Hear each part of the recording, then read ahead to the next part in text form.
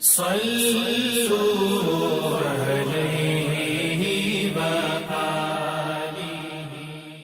بخاری حدیث نمبر 92۔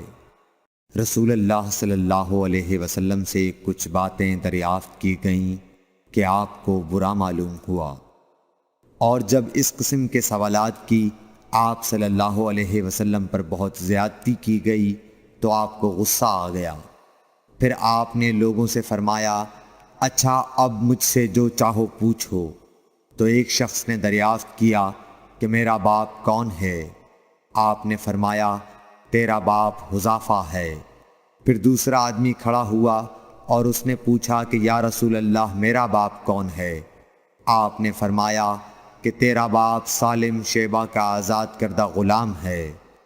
آخر حضرت عمر رضی اللہ تعالی عنہ نے آپ کے چہرہ مبارک کا حال دیکھا تو عرض کیا، یا رسول اللہ، ہم ان باتوں کے دریافت کرنے سے جو آپ کو ناگوار ہوں اللہ تعالی سے توبہ کرتے ہیں۔